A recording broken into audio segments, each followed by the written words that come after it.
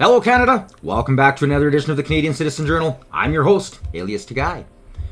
Well, we just witnessed one of the largest earthquakes ever recorded. And it really exposed how ill-equipped the world is, especially all the countries that live around the Pacific Ring of Fire. Now, this sucker was huge.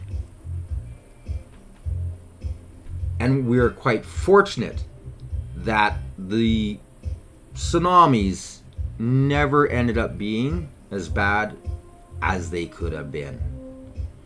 But a lot of people just kind of got carried away on focusing on the tsunami end, and not a lot of people are talking about the actual dominoes that always happen after a huge earthquake. Now myself, I run a couple apps. Actually, I've got about, I think I'm up to 9 now, which are different apps that track live earthquakes and volcanoes. It's a hobby of mine. Now, I knew where it went off. I couldn't remember the exact name of the mountain, of course, but it didn't take me long to click on it and zoom in, and then I realized why I couldn't remember the name is because I can't pronounce the name. But not long ago, in fact, right when I was getting ready to start recording this, it erupted. Now, I'm not surprised. But I am surprised nobody else is talking about this. This is one of the tallest volcanoes on the planet. What makes this so scary is that it is so tall that even a mild eruption could be catastrophic on a global scale. And of course, asking yourself, what? How do you figure, alias? Okay, it's not necessarily a super volcano like Yellowstone. And for those of you that don't know, there's a few out there, they know. BC has a volcano. There's lots of them all the way down the west coast through the States. They just don't name them Volcano Hood. They're named Mount Hood, Mount St. Helens, blah, blah, blah. Get what I'm saying? Now, these have been in the last 6 months showing huge signs of swarms, small earthquakes happening within localized areas. And a lot of the people who study this have been kind of putting alarms out there and trying to get the politicians to wake up, because they're all saying, okay, first of all, we're way behind on a couple of these normal eruptions, and we're way behind on a couple of very large tectonic pressure points that should have went off. The longer they don't go off to their regular cycle, the larger the earthquake or the eruption will be, because that means it's building more pressure. Now, this volcano, if it spews and it hits the atmosphere, you gotta remember, it's super tall. It will take no time for the jet stream to carry it around the globe. If it spews for a very long time, being that close to the stratosphere, that close to that upper jet stream, that means a longer, darker coverage of our planet. This could, end all life. It could create a series of events unlike anything we've ever seen before. Or it may never really do anything. It all depends. Nobody knows. That's the whole problem with dealing with Mother Nature and this planet of ours, is we haven't been able to predict anything, not even the weather. So take that carbon crap and throw it out the door. Now, back to today's episode. I'm going to show you some footage of the earthquake. I'm then going to go show you this one clip on the actual volcano that has erupted. Then we're going to spend the majority of this episode dealing with the debates from Battle River, Crowfoot. And there's a few candidates I'm going to give a little bit of time to because I think they deserve it. Others, the ones that the mainstream are kind of pushing out, the weird kind of, yeah, I'm not even going to bother because they embarrass themselves. But as always, I give all the information, all the links to my viewers in the description below so you can watch it in its entirety. And you'll have access to a couple of the apps that I use to track earthquakes and volcanoes.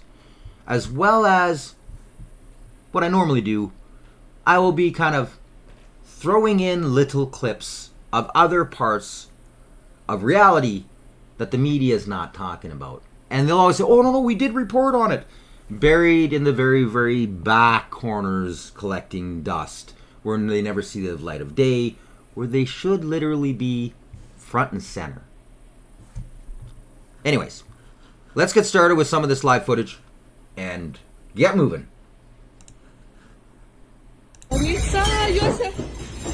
I am going to have to mute some of this because there's some music in the background.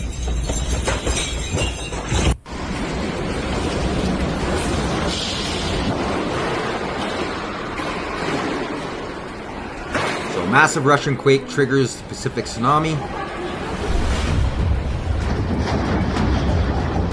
Video shows cars shaking, total panic at the airport. Shocking visuals as quake strikes off Russia's Kamchatka coast. Now, luckily, this isn't a highly populated area, so there's no huge, like lots of infrastructure, tall buildings. So we didn't. There was no major loss of life.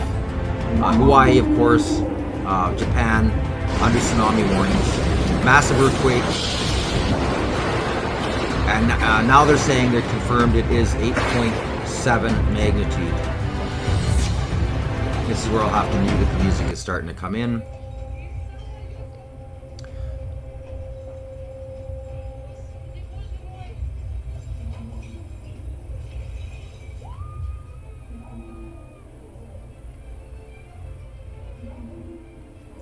Its magnitude was initially estimated at 8 and then was raised to 8.7 on the Richter scale.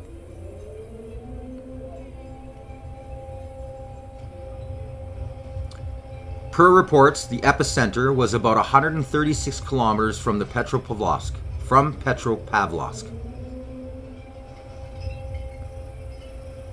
It registered at a depth of 19 kilometers, making it a shallow earthquake.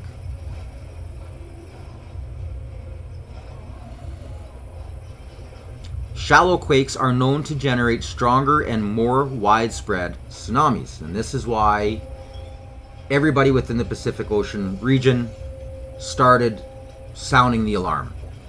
The U.S. issued a tsunami advisory for the coastal areas including Alaska and Hawaii, and then later additionally added in all the coasts of California, Seattle, Washington, blah, blah, blah, blah, blah. Hawaii could have seen waves as high as 3 meters. Now, they've already passed. It's all good there.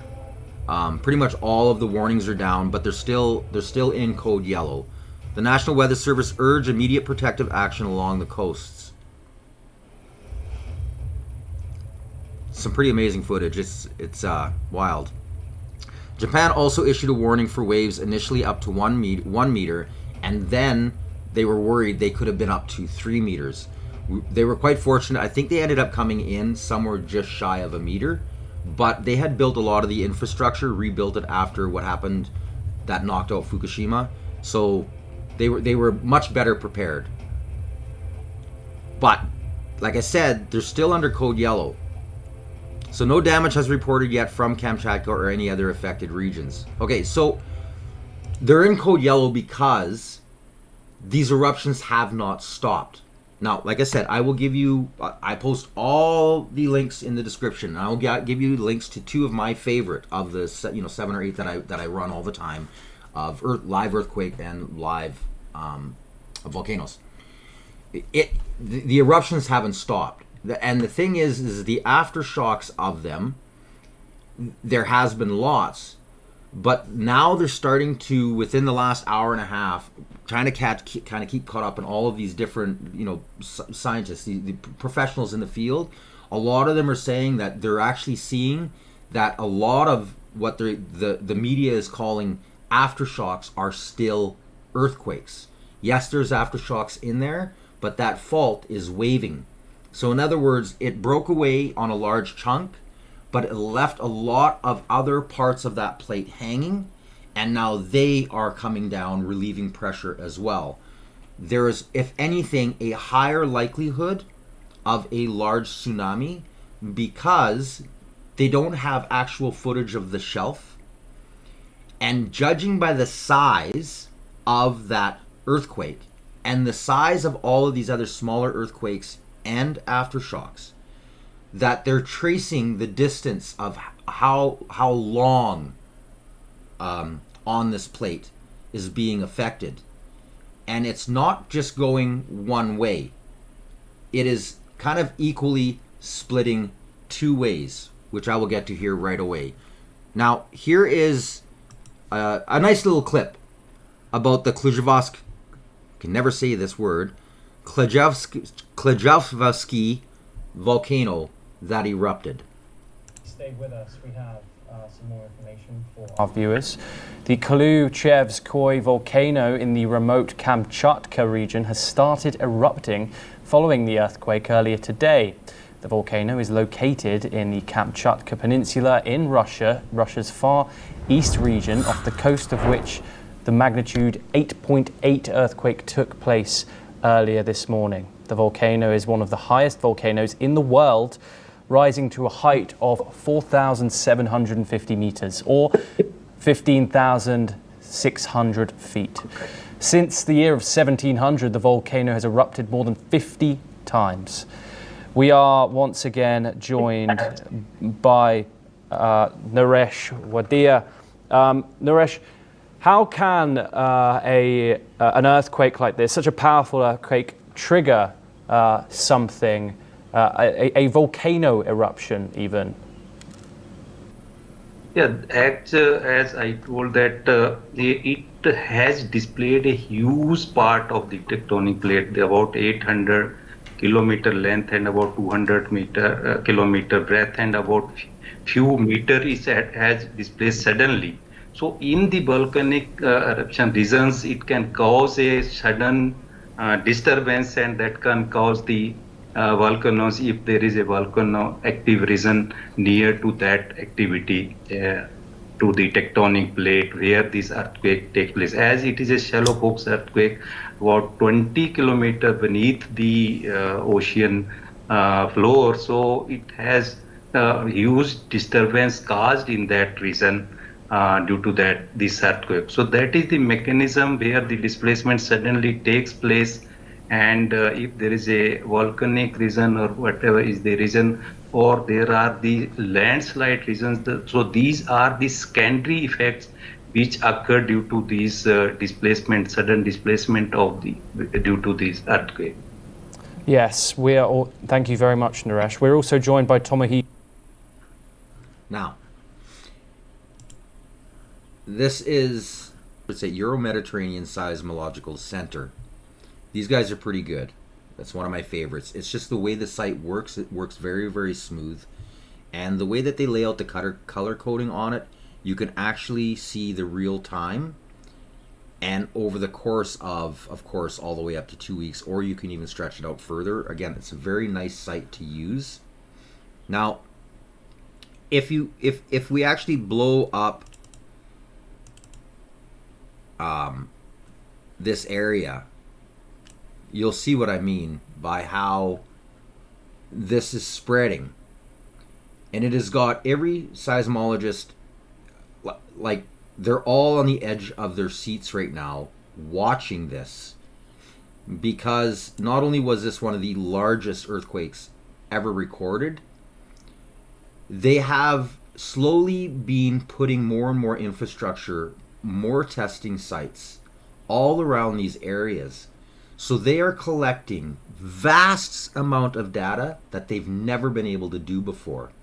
And to be able to do so right here with one of the largest earthquakes ever, they're getting so much data. There are already discussions on a few different sites, different people who are showing, like they're having conferences and stuff like that, where they have to redesign a lot of the programming to decipher all of this material. So, what I want you to pay attention to is, now if you look at the color mapping up here, the very darker the color, blue, almost purple, is what's happened like within minutes. And then of course stretching out. So once you're into the reddish hue, it's within the last 24 hours. This has all gone down in the last 24 hours. If we keep kind of, getting a little bit closer, you can see the ones that are still going off right now. And they're not small. They're averaging between 5.7 and 6.5. The original Kamchatka is in here. This is the swarming that is spreading. A lot of this was the aftershock. But now, like I said, they're realizing this entire shelf is starting to move, which is then triggering, of course, the volcanoes that are on the land. Now, I'm just going to blow this back down, and I want you to look closely at what's going on with the rest of the Ring of Fire, because all of these are joined. Moving across, you can start to see on Alaska. This is all part of the same, right? This is all part of this Pacific Rim of Fire. Now, again, all of the red is all in the last 24 hours. Notice something right in the middle?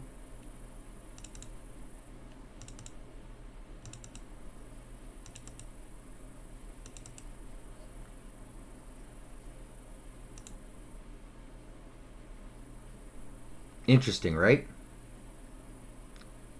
This just happened. So now if you click on it, it'll actually give you a full breakdown on what it all is, what it entails.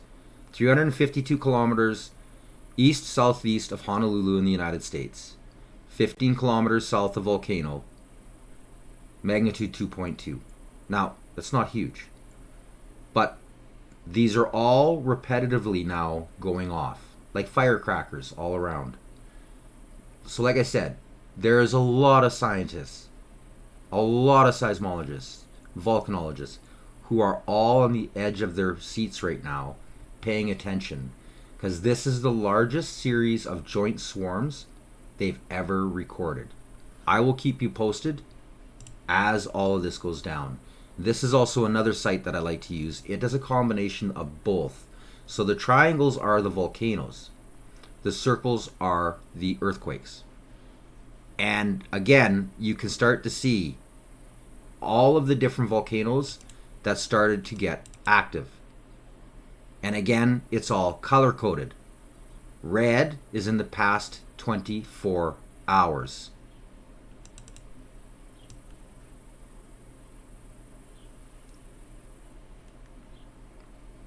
Pretty substantial. Something to keep our eyes on. So we may not be out of the woods yet. This story may go on. Now, let's get on with this crazy debate. I'm just going to play off a couple key things that kind of went through it. And then, like I said, we'll break it down kind of bit by bit. Michael Harris. I'm proud to be here representing the Libertarian Party of Canada. And why I'm running in this election is because I am sick and tired of Ottawa taking advantage of Alberta on every level. We have equalization where our money is being taken away from our province and being sent out east, while small towns in this riding barely have enough money to be able to repair the infrastructure, whether that be roads or water development. And we have stuff where we have supply management, where our farmers are being locked out of an industry which represents a majority of this riding. And that also increases the costs of your groceries when you go to the supermarket. we're also dealing with high taxes and high regulations where businesses are struggling to get by. I was in Three Hills the other day, and a couple of businesses told me that they are on the brink of bankruptcy. And if their taxes go up even 1%, they'll be out of business and they'll be leaving this riding. And I'm sick and tired of that. And I also am here championing the idea of self-determination.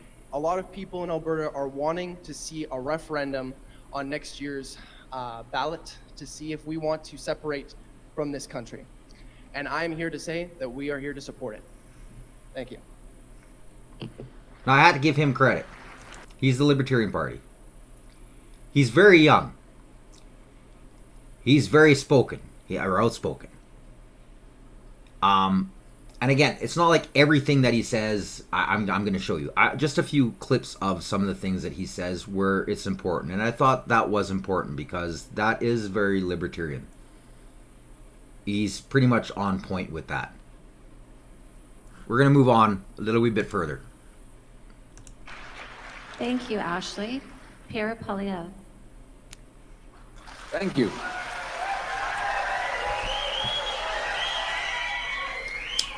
Thank you. Thank you very much to the Chamber. Thank you to the fellow candidates, though I think that there are about 190 of them that are missing. Maybe that's the audience out there. But in all truthfulness, thank you to those who are putting their names forward, and thank you to the great Damien Couric, who has given me the chance to speak for the people of Canada and for Battle River Crowfoot.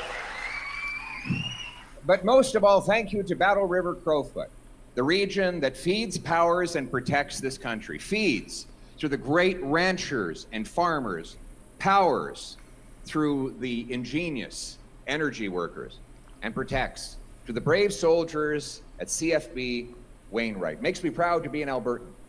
Now, in fairness, I'm from Calgary, born and raised, and Calgary's a little ways from Camrose, but there's a lot of shared values across this province and across this country. And my Alberta values taught me about faith, family, and freedom, hard work, helping your neighbors, and those values guided me to fight for the values of this region when I was leader of the party and member of parliament over a couple of decades, that I forced the Liberal government to get rid of their carbon tax. But, which is a local issue in rural communities, forced the debate on developing our resources, slowing down out of control immigration, cracking down on drugs and crime. And now I want to take the local issues and provide national leadership to fight against the electric vehicle mandate, because driving a pickup truck is a local issue in the communities across this region. To fight for law-abiding firearms owners, to fight for farmers, and to expand our military. These are local issues that require national leadership, and it would be a privilege to provide. Now, during this, Thank you, Pierre. he was the only one that actually stood up. And I don't know if he did this on purpose or not. Obviously, by standing up, you show that you want to be heard, and that you are, well, very confident in the message you're spreading. Soon afterwards, others started to stand up. And then Poilievre stayed seated. It was quite comical. I don't know if it was done on purpose. But like I said, I just wanted to point that out. So for those of you who are going to actually go down to the link, it's something to watch for. It's just one of the funny things that kind of happened throughout this. This was Comedy Central. A person could do a full, SCTV clip, a series, or I should say, a full SCTV episode on this. So we're gonna go a little bit further ahead. Again, I'm gonna give this libertarian a chance. So first and foremost, we need to get rid of the welfare state. Main issues number one is that this government is spending way too much money. We are both in debt and in a deficit at the same time, where we are making no money. At the same time, we are paying the highest amount of taxes that we have ever paid in our entire life. So we need to be lowering the amount that our government is spending. I see all the time where money is being wasted in random projects across the country where they're not actually going towards the services that are needed here in this riding.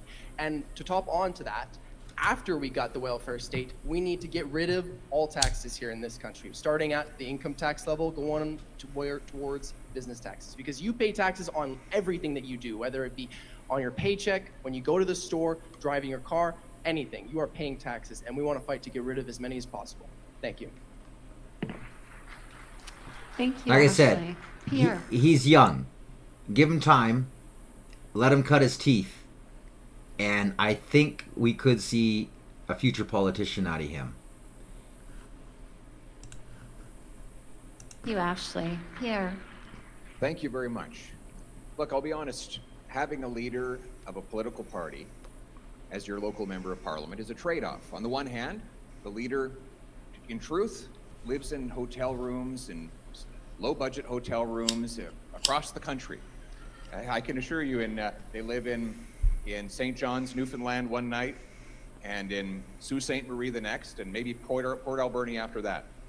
At the other side, though, is that leader can bring a very powerful megaphone to the local issues of the community. For example, getting a pipeline built from Hardisty over to Prince Rupert or to Kitimat, that is a local issue that requires national leadership. Protecting your right to own a hunting rifle, that is a local issue that requires national leadership. Fixing the prison in Drumheller is a local issue that needs national leadership. I will provide that strong.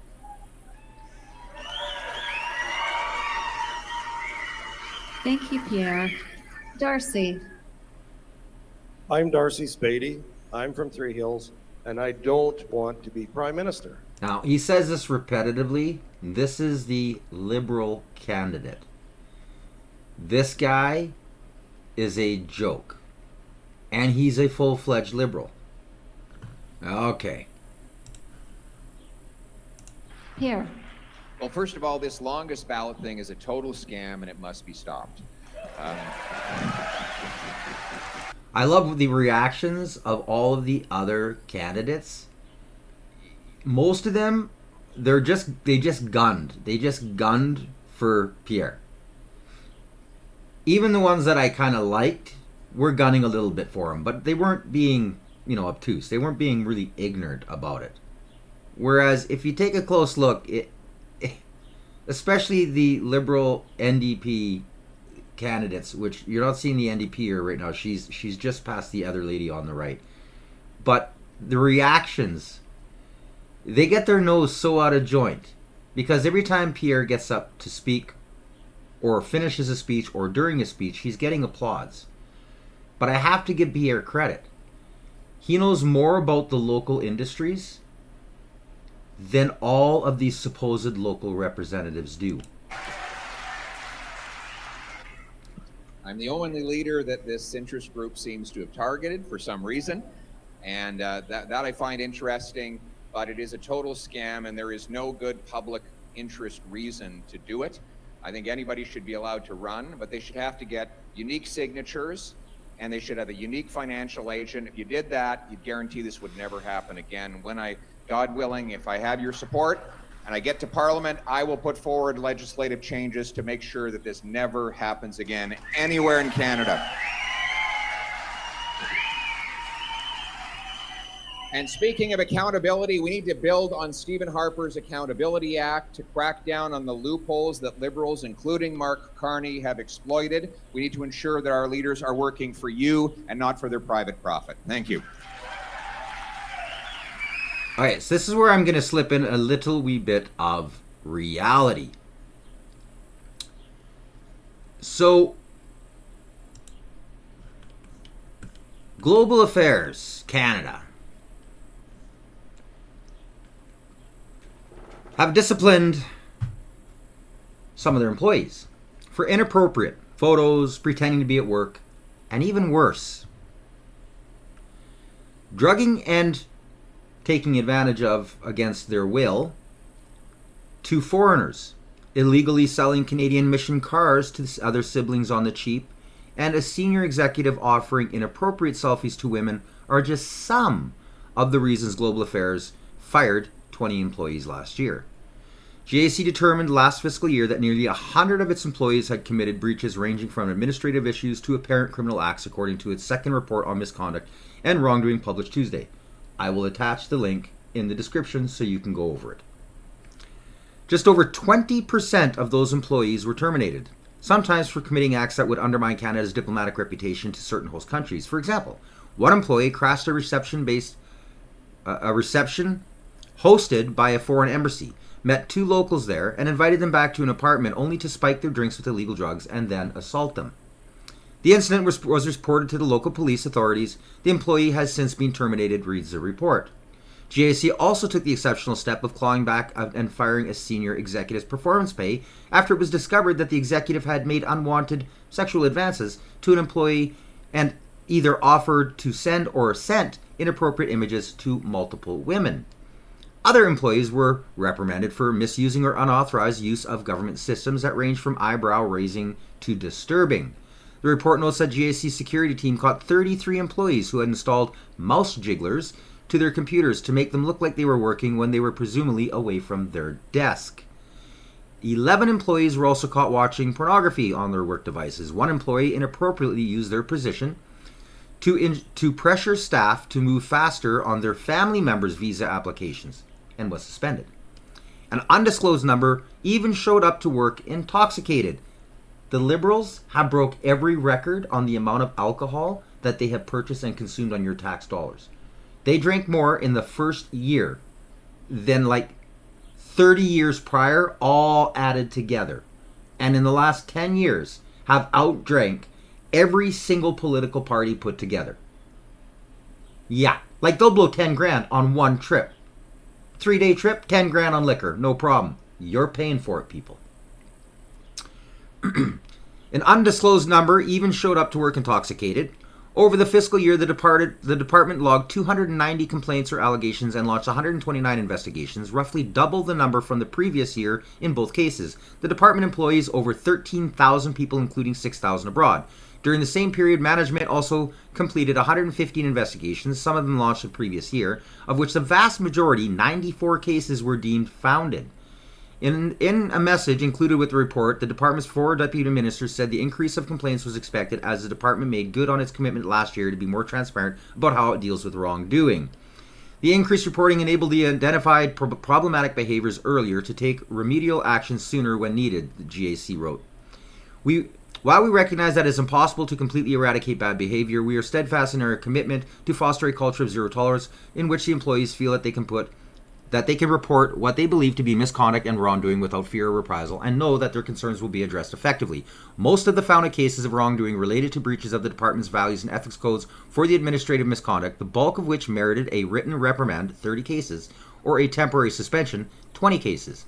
But the majority of the 14 employees who had committed fiscal mismanagement, harassment, and violence or security and network violations were terminated or resigned before they could be sanctioned. Liberals have taken over all of these systems. There will be no justice. In one case, a Canadian embassy employee was fired after auctioning off 4 government-owned vehicles for a significantly less than market value. An investigation then discovered the vehicles were sold to either the employee's brother or a contractor with whom the employee had an undisclosed personal relationship. It also uncovered that the employee collaborated with a GAC colleague, who was also fired, to manipulate the bidding process of some mission contracts, namely by colluding with different contractors. Other employees were disciplined after having the kitchen in a foreign official residence demolished without having a fulsome plan to renovate it or the necessary approvals from GAC headquarters. This created a significant delay between the demolition and renovation, which caused stress among official residence employees in carrying out their duties. Furthermore, extra expenses were incurred in the unused contracting services and meal claims for the head of the mission, given the absence of a functional kitchen during that period. Another appeared to violate Vienna Convention rules, regulating how diplomats can conduct private business in their host country when they did not disclose that they had leased land in that host country to develop a commercial venture. All of these monies on all of this, you got to remember, most of what this whole all of the money that they're giving, 95% of it is laundering money. Oh, we're going to give money to whatever, Sudan, for cleaning their beaches and making sure that it's, inclusive, diverse, and all the rest of that. It's just silliness. Why are we there? Where's the money? Nobody knows. Well, if you take a look down south at the hundreds upon hundreds of billions of dollars, they then realized, holy cow, we're shutting this whole system down, and they did. That's what Canada needs to do, as well as purge all of the last 10 years of all of these liberals who have completely taken over all of these different government organizations and hold them to account so it never happens again. No more slap on the wrist, walk away, this is ridiculous. And this is one of the things that Pierre was getting on. Now, moving on.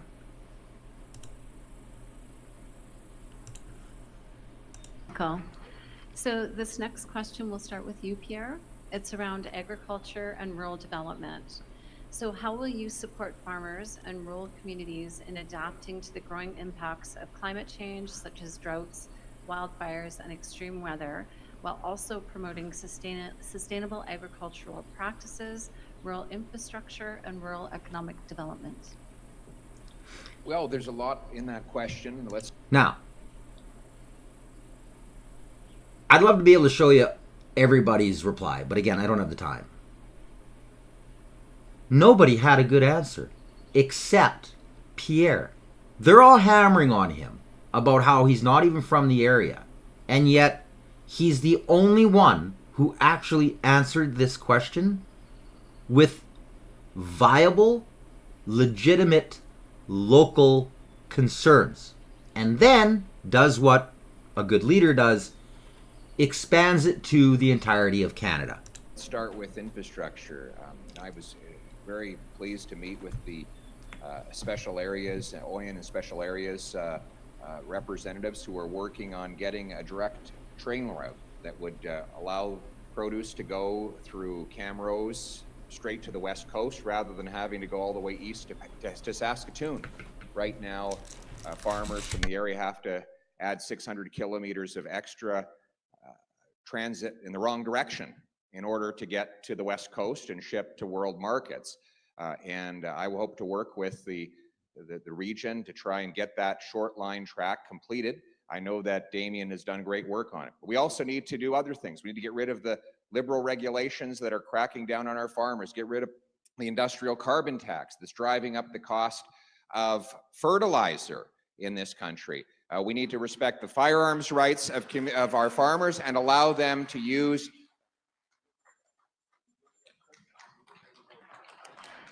Thank you, Pierre. Darcy. Yeah, when they cut off the mic, it's Speaking of, it's a.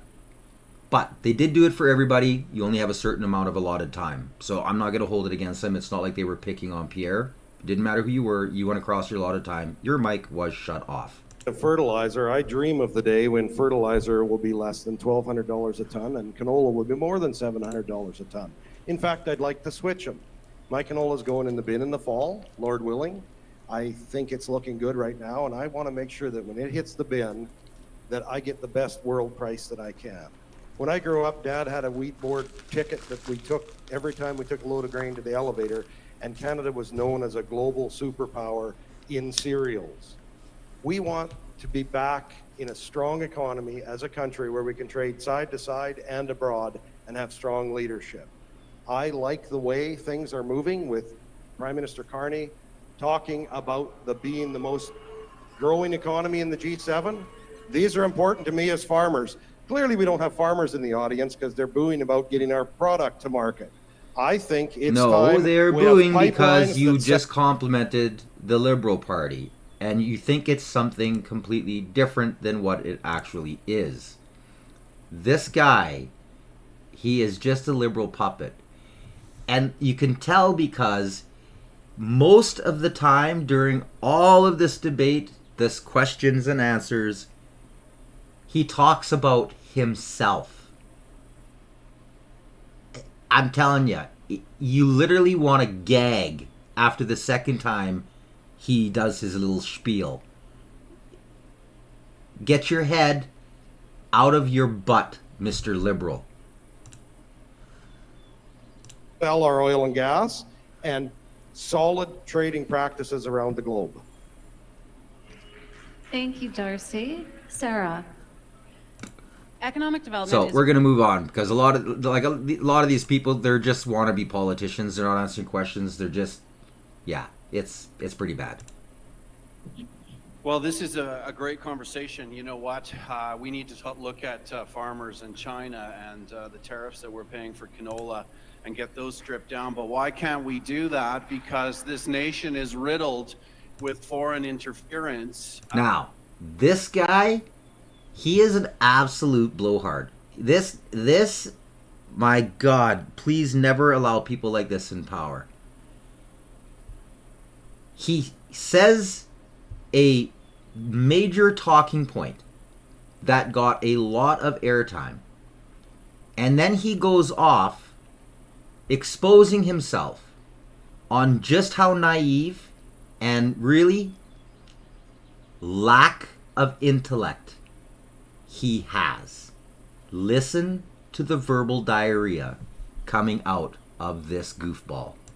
David McGinty in 2020 made a very clear report about that. Ample evidence of severe and sustained foreign interference that's undermining our political process and democracy. Yet we have a leader of a political party here to my left who will not attain his clearance, security clearance. Hey, that's the truth. He won't attain his security clearance to actually tell you who the 11 MPs were that you were put in front of to vote.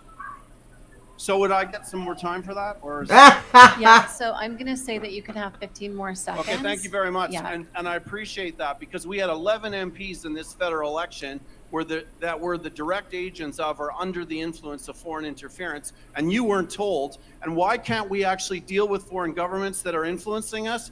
Because our loyal opposition won't tell us. Thank you very much, Mr. Poilievre. See? He has no idea what he's talking about.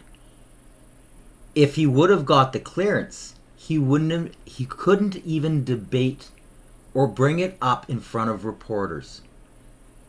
The whole thing was a socialist trap. And this idiot, this completely unpolitically educated,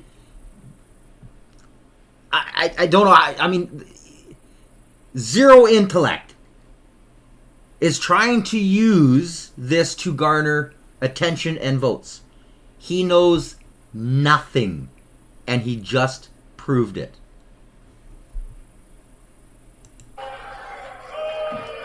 Thank you, Grant.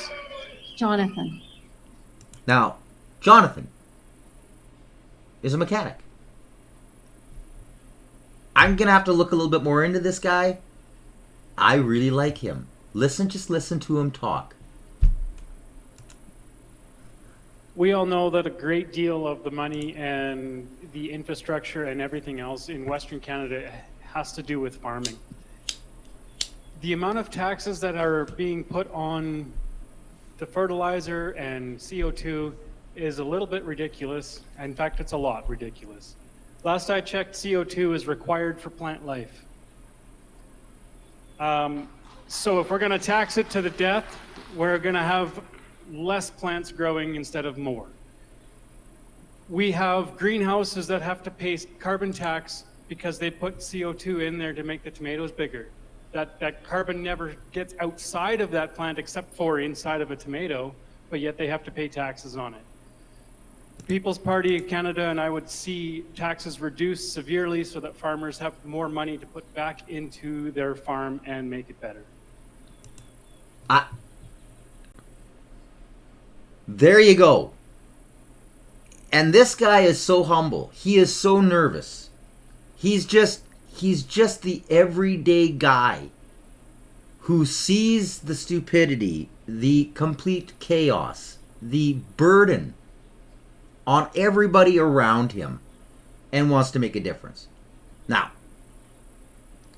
he nailed it with the greenhouses, and I bring this up so often. Professional greenhouses, they're paying a CO2 tax. That CO2 isn't going out into the atmosphere. It's in the plant. Now, I do this with my own personal greenhouse. Why should I be paying carbon tax? Now, I don't get a separate tax on it because it just goes on my natural gas bill. So for, heating my house, I got to pay for the CO2. For feeding my plants, which, like he just nailed, the plants absorb. You got to pay for the CO2. He nailed it. I got another clip with him a little bit later. I really like the guy. He's just amazing. He really is. He's amazing. Michael. Quick question. Do we have any history buffs in this room right now? Does anybody know anything about the Gauss plan by any chance in the Soviet? Now, it was while this was being played in the background and I had some other stuff I was working on, I stopped because I'm a history buff. Listen to what he says. Again, this is something I talk about often. It was a plan of centralized economy that was regulating the Soviet Union. And we have our very own Gauss plan here in Canada called supply management. And it is limiting the amount of produce of milk, poultry, eggs, all of that, all of the above, every single month. And if you go over that quota, well, it's got to go in the garbage. I've been going around talking to a lot of farmers in Drumheller, Acme, and Three Hills, where they have to dump hundreds of liters of milk every single month because of this policy. I'm the only candidate that's on this stage saying that we need to end the policy of supply management now, not later. We need to end it now. Thank you. Thank you, Michael. Mic drop. Now, let's have a reality check. And good old Corey. Canada's Soviet supply management system on dairy, poultry, and eggs. It's been screwing citizens for decades with higher food prices. It's been shrinking family farms, and it's disrupted international trade deals. The dairy cartels are deeply entrenched in Canada, and they've effectively cowed every federal political party, including the Conservatives. No major federal leader is going to dare question supply management for fear of upsetting the precious souls in Quebec, which benefits, of course, disproportionately from the program. So the standoff on this terrible policy robs Canadian consumers of billions of dollars. Now, Premier Danielle Smith might actually prove to be the catalyst that finally breaks this system. I mean, supply management serves Alberta poorly, and she can make a solid case as to why the province should exit the system. Smith has nothing to fear with the wrath of Quebec. If anything, pissing off Quebec only bolsters her support back home. Alberta has some of the richest agricultural land in North America. We also have some of the most experienced and successful farmers and ranchers. If they could be freed from the shackles of Canada's supply management system, we could look forward to a more diverse, value-added agricultural industry benefiting all Albertans. Now, I'd like to see Mo do this as well, because he's absolutely right.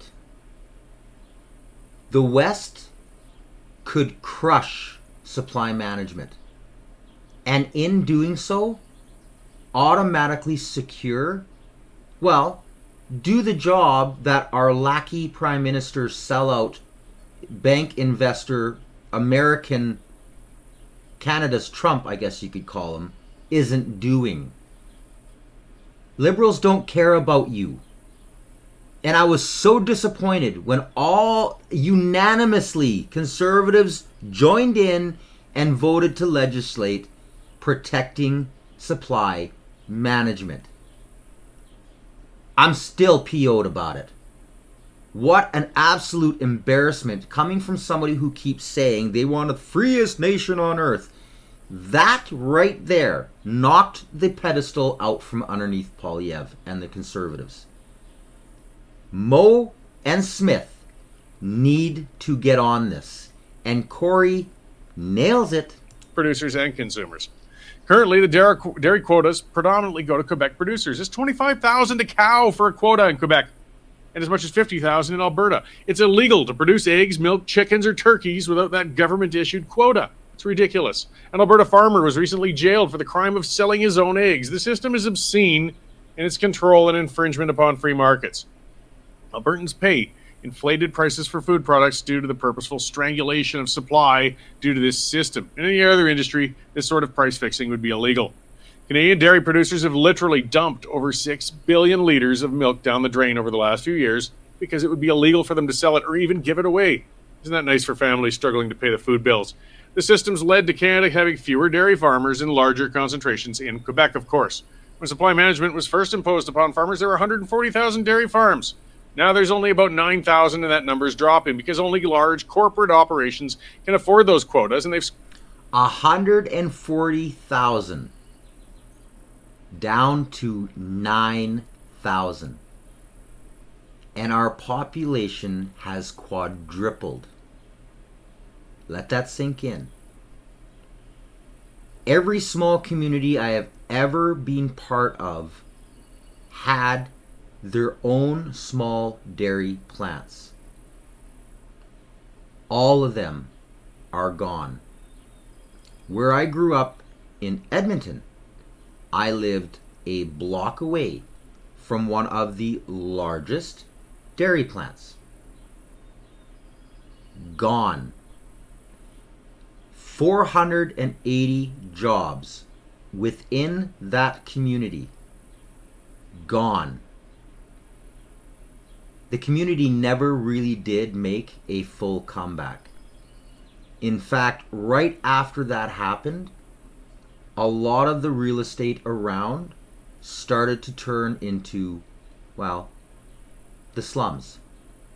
It's cleaned itself up a lot since then, but it just never really got back that business, with jobs. For every 4 jobs created, 1 more is added. That's the standard economic basis of growth. You just completely stifled not just that community, but a majority of the city. This was all because of the supply management system. And all of the people that were slowly stealing and manipulating the system, all of these quotas and stuff became favoritism. Now, there's been a little wee bit of transparency put into it during Harper's years, and then that all got closed off again once the liberal Laurentian elite Socialist Party took over. And it's worse now than it has ever been. Squeezed out the small producers. New Zealand and Australia had supply management systems in the 70s, but they wisely got out of those in the 80s. Because they got rid of it, their dairy industries have flourished, and both countries have turned into very successful exporters of agricultural products. Alberta could do the same. Now, previous episode, Australia has just opened their beef end to the United States. And guess what? They're looking like they're going to get a deal in the next day or two. And even if they don't get it in the next day or two, Trump has made many of quotes during pressers where he's pointed this out, that Australia did this. This is a huge factor. Propaganda loves propping up the Laurentian elite. Oh yeah, they love it. They don't like actual freedom. They don't really care about you. All they care about is their ideology, their government paychecks, and, toting the party line. Defenders of dairy cartels try to claim that if we got rid of the wretched quota system, we'd suddenly be flooded with dairy products without regulations. That's a ridiculous and outright lie. Quality control standards have nothing to do with the price-fixing scheme, and the standards won't change when the racket's dismantled. They also claim we'd be flooded with allegedly inferior American products if we got rid of the quota system. Again, it's a load of BS. The tariff system blocking American dairy goods has nothing to do with quotas. America's dairy products are neither inferior or dangerous, but if you really don't want them, just don't buy them. If we have a strong domestic dairying industry unbound by supply management, we won't need to import dairy products anyways. We can be exporters of everything from powdered milk to cheese to ice cream. We can compete. Supply management defenders are making the case that Canadian producers are so incompetent that if we got rid of the quota system, they'd go broke. Well, maybe some of them are. Let them go then. The strong will survive just as they do in every other industry. And no, we couldn't get rid of the system overnight. An addict has to be weaned from their drug of their choice. They might die in withdrawal. The system must be dismantled, though, over some years and in stages, and a degree of compensation must go to quota holders. There's no better time to start that process than now. Supply management benefits Quebec, thus no federal party will dare question it. If we want to break free, it has to be a provincial initiative, and we can't initiate it soon enough. So, much like the pension plan, the RCMP collecting our own taxes, supply management's another policy where Alberta can step up and take control for itself. As with all those policies, when the Federalists complain about Alberta standing up for itself, our response should be the same. What's she going to do about it? I mean, what are they going to do? Stop buying our milk? They already don't. Stop buying our oil? They already don't. Punish us with regional-based bad taxes? They already do. If Premier Danielle Smith breaks the dairy cartel in Alberta, it'll lead to the end of it across Canada, and everybody will benefit. But it has to begin with putting Albertans first. Canada's... He nailed it. He absolutely nailed it. Moving on. I'd like to challenge the premise of the question. So the question was the education system. Now listen, just listen. Again, I got to give this guy credit. Do you actually need a university degree to get a good job? As a mechanic, I had a high school education. I went into an apprenticeship. 4 years later, I was making very good money, and I had no student debt to pay off. We have student counselors that are straight up lying to students, telling them that they have to go to university to make anything of themselves. And then they end up with hundreds of thousands of dollars of student debt that they can't pay back because they're getting a job that only pays sometimes 50, 70% of what I make as a mechanic. It just doesn't make sense. We need to educate people on finance and how money actually works in junior high and high school so that they can go out and make better decisions. Thank you, Jonathan. Boom. Like...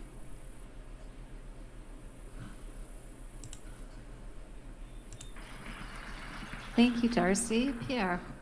Well, thank you very much. And thank you to all the candidates on the stage. I think it's been a great debate. What do you think? A great conversation, and it's not even over yet. And I want to thank all of you. And most importantly, in addition to the great Damien Couric, who's mentoring me and teaching me every day things I didn't know. He tells me, I'm not a farmer, but he tells me if I were that I'd be outstanding in my field. Outstanding in my field. I love that line. And his mentor, Kevin Sorensen, my longstanding friend who served you. You've had great representation here. And thank you to all the people at Battle River Crowfoot. I want to tell you it's been a privilege to get to know you better. And I have to say, it's been a lot of fun.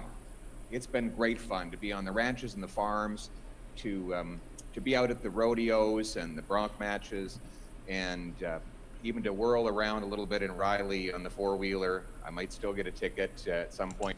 I showed you guys that clip earlier, and as I'd mentioned, like but in small communities where everybody knows each other, there's such a the idea of foreign law is talked about, and even though it's not foreign like an outside country, there are laws that are put in place for like cities and other areas where sheer chaos erupts on a daily basis, and everybody has to suffer from these laws, rules, and regulations because of the few.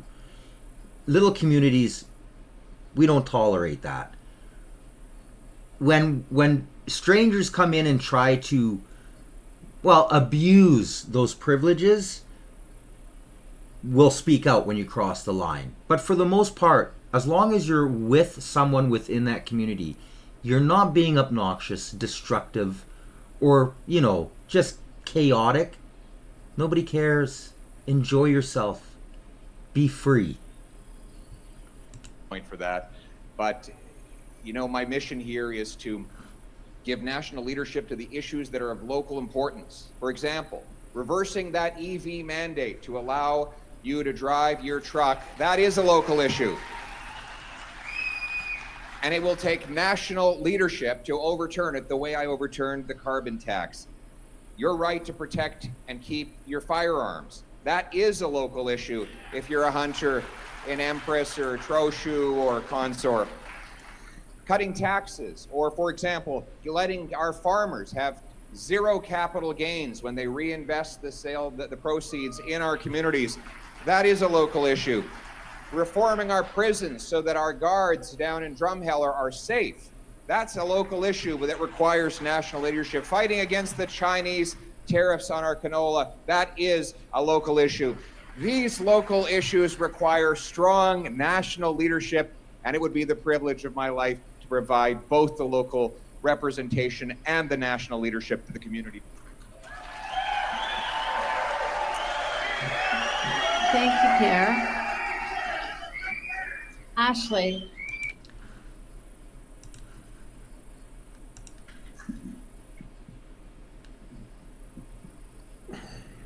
Thank you to the Chamber of Commerce for hosting this event. Thank you to Camrose for coming out to see it, and the rest of Battle River Crowfoot for tuning in.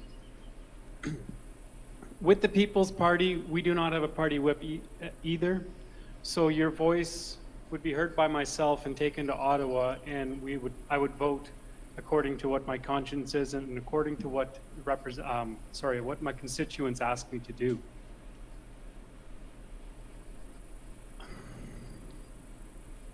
So many things go through my head. Sorry. As you might tell, I'm not someone who has prepared a bunch of speeches in my life. I've been working as a mechanic all of my life since I got out of high school. But I do believe that I can resonate very well with most of the people in this area, if not all of you. I can find common ground. I would absolutely love to take your voice to Ottawa and represent you with accountability and openness. So, sorry, I can't think of anything else to say at the moment, so I'll just end with this. I think it's time to put a commoner in the House of Commons. So, of this whole debate, there's only the three there that I think have any reality to them, any real backbone, and actually seem to be, like real people. Like they've got a cause, and all three of them, and that would be Pierre Poilievre, the Libertarian, and the PPC candidates. Now, personally, I'd love to see Pierre. He's going to win the seat. But if you have the time, click on the link, watch this Gong Show in its entirety. It is an absolute joke.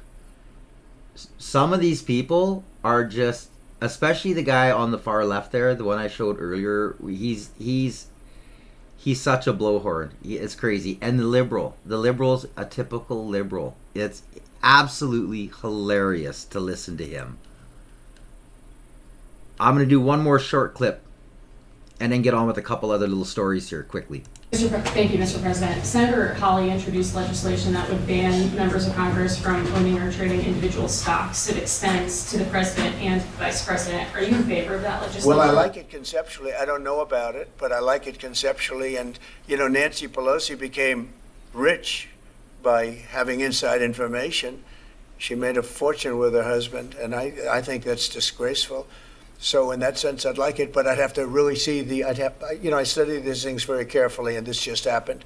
So I'll take a look at it. But conceptually, I like it. And what I do think is Nancy Pelosi should be investigated, because she has the highest return of anybody practically in the history of Wall Street, save a few. How did that happen? It happened by she knows exactly what's going to happen, what's going to be announced. She buys stock, and then the stock goes up after the announcement's made. And she ought to be investigated. Yeah. And, Elbows Up just voted to literally allow this to happen right in our Prime Minister's seat. It's an absolute disgrace. So, couple more little things I want to dabble on. So Qatar, Saudi, Egypt joined for a call for Hamas to disarm and give up Gaza rule. Now, they jumped on this. This has all been kind of going down here. Canada's talking about it today. Of course, they're doing it behind closed doors because, well, they don't believe in transparency and openness. And they do everything off of your tax dollars paying for outside polls.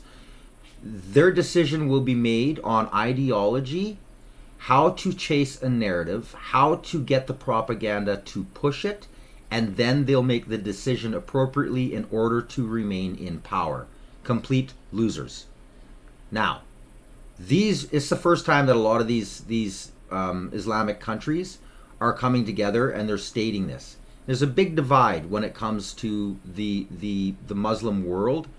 A lot of different kind of groups, they take the Quran a little wee bit differently, and rule of law. And it's about time that some of these countries came out and they're agreeing that they would actually say, hey, we'll vote, we'll join in on making Palestine, recognizing them as a state, but we will only do so once we guarantee Hamas is gone. There can be zero remnants of it, the Muslim Brotherhood, the Houthis, and all the rest of them wackos. They got to be gone. So they did it very politely, and the media is already kind of twisting it like, oh, they're joining Canada. That's exactly what they're not doing. Now, I'll post the article, of course, like I do with everything, in the description so you can read it in full. And here's some great news. Australia has just lifted the 22-year ban they had on Canadian beef after their herds were declared free of the mad cow disease, which was kind of blown way out of proportion, but it is understandable. You are trying to protect your nation. I'm going to read a little wee bit of this. For the first time in more than 2 decades, Canadian beef producers can export to Australia after authorities there completed a biosecurity review and removed trade barriers that officials imposed during the 2003 mad cow disease crisis. The Canadian Food Inspection Agency announced Tuesday the end of the restrictions that began when authorities first detected bovine spongiform encephalopathology in Canadian cattle. Australia had remained among the few countries still maintaining the ban. The market reopening follows similar action last week involving U.S. beef, where Australia removed restrictions on meat from cattle that Canadian or Mexican ranchers raised but American facilities processed. That decision came amid broader trade tensions, with Australia facing Trump administration tariffs for 10% on most goods and 50% on steel and aluminum. Trump criticized Australia's beef import rules in April when imposing tariffs, saying Australia bans, and they're wonderful people and wonderful everything, but they ban American beef despite the U.S. importing billions in Australian beef. Now, this is kind of what I had tied into a little bit earlier, how he had recognized that Australia was trying to make amends and starting to open things up, and this all is in his eyes. He sees this. This is what he wants. He wants open, free trade. Real free trade. Not the headline that propaganda media has given us over the last 25 years about, oh, free trade agreements. They were never free trade. Socialist countries cannot have free trade because their people are taxed so high, you can never produce something to even be competitive, let alone the fact that the government owns everything. So how do you have free trade? It's an impossibility. So kudos to Australia. This is great news for Canada, especially with what's going on with China, the States, but especially China. This will open up a lot of the diversification, where now it'll free us up to be able to say, guess what? We don't need to ship those cows to China or to the States. We're going to ship them to Australia. It's opened up a whole new revenue stream. This is great news. So glad it happened. Anyways, you guys, I am going to call that an episode. I hope you enjoyed it. The debate was, like I said, it was more of a comic relief than an actual debate. And really, there was no debate. There was no back and forth. It was just each person getting questions, and then them just taking turns on who started, on who ended. But definitely worth a watch if you have the time. Put it on, play it in the background, put your earbuds in while you're working. Like I said, you will either your guts will turn when the Liberal and NDP start speaking, or you're just going to start laughing your butt off because of the stupidity of what a lot of these candidates said. And of course, the wannabe, people just seeking power, just seeking that free check. They're in there as well. Anyways, please make sure you like, share, and subscribe. If you are, punch that notification bell so you don't miss any future episodes. Make sure you check out my clothing and merch. Got some great stuff out there. So, no junk here, nothing but the best. Anyways, until next time, you've been watching the Canadian Citizen Journal. I'm your host, Alias Tagay. Stay informed.